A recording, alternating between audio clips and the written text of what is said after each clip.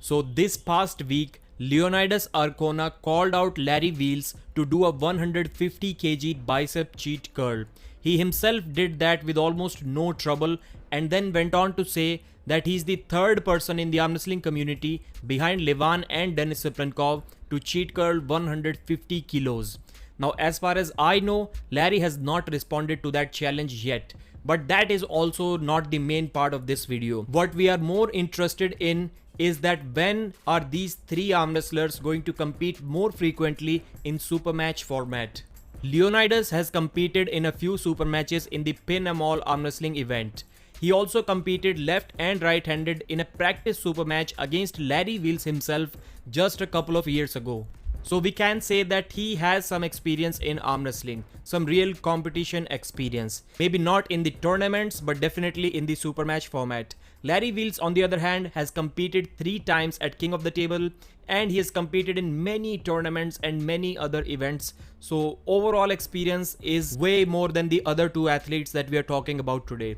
Kirill Sarychev, as far as I know, has not competed in any official super match. Maybe he competed in some small tournaments, but nothing that I am aware of. He has had some practice pulls with Larry himself, and I've done a detailed video about that, how these two fare against each other. There are some times when Larry destroys Kirill Sarychev, and then there are some times when Kirill Sarychev destroys Larry Wheels. So these two go back and forth. Kirill had a practice pull with Schoolboy about 2.5 years ago, and Schoolboy was beating him. He was top rolling him that day. But once Kirill set the hook, it was over for Schoolboy. And when they recently practiced last week, it was all Schoolboy. He was beating him in a hook as well.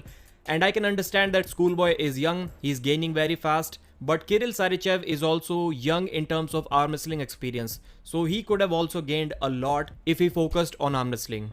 So experience wise, it is quite clear that we have Larry Wheels at the top, then we have Leonidas Arcona, and then we have Kirill Sarychev. The good thing about these three is that they are almost equal, both left and right handed, so they can compete against each other and also against others on both arms. That is a good thing for all three of them and also for the promoters. So let's talk about their size and age. Let's see who has the advantage there. Kirill Sarychev is 34 years old. He's about 6'6" and weighs at almost 160 kilos. He is a giant and he has abs at that weight. That's crazy. Leonidas Arcona is 25. He's 6 foot tall and weighs about 130 to 135 kilograms. Larry Wheels is 28 years old. He's 6'1" and weighs around 115 to 120 kilos. So as far as size goes, Kirill Sarychev has a very clear advantage over these two.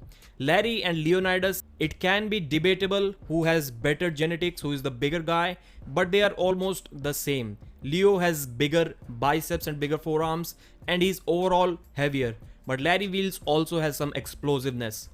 Now let's talk about their overall strength in the gym, not related to arm wrestling. They all have done some arm wrestling lifts at some point of time, but they are not on the same machine, so it doesn't really mean much to compare them. So let's talk about their gym lifts. Kirill Sarychev has benched 335 kilograms. He's the former world record holder, so no competition here. We have Leonidas at 270 kilos and Larry Wheels at 307 kilos.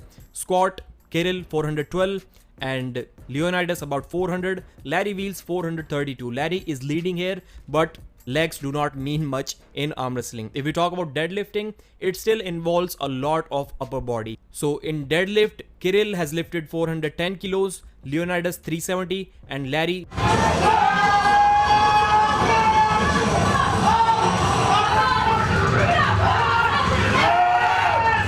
even in this overall strength department, I would say the advantage clearly goes to Kirill Sarychev.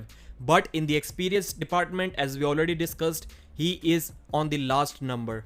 So he is the one who probably has the most to gain, and I believe if he trains seriously for arm wrestling, he can lead this pack. I recently did a poll on my channel. With over 2000 votes, Larry is leading massively at around 69% votes. Then we have Kirill, and at number 3 we have Leonidas Arcona. I have to say that I agree that Larry is number one, and I also agree that it will be really close between Leonidas and Kirill Sarychev, especially on the left arm where Leonidas has a king's move. But there is one thing about Kirill, he never attacks.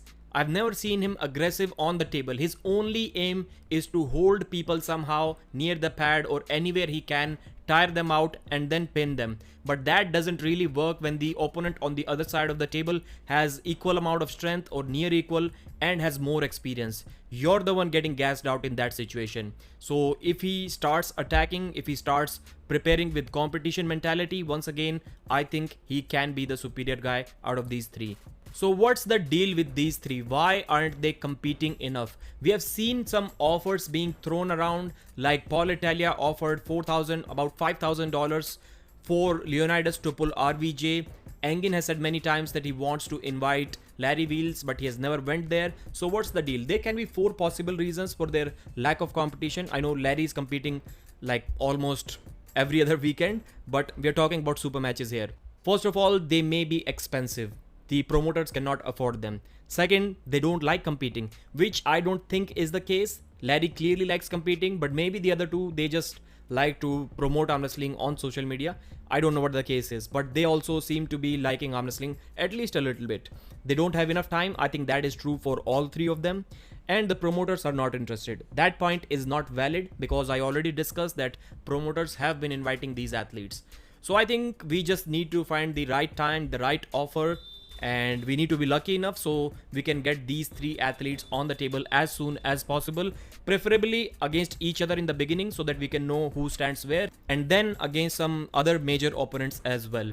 What are your opinions about these three athletes? Please mention in the comments. If you like this video, please give it a thumbs up and subscribe.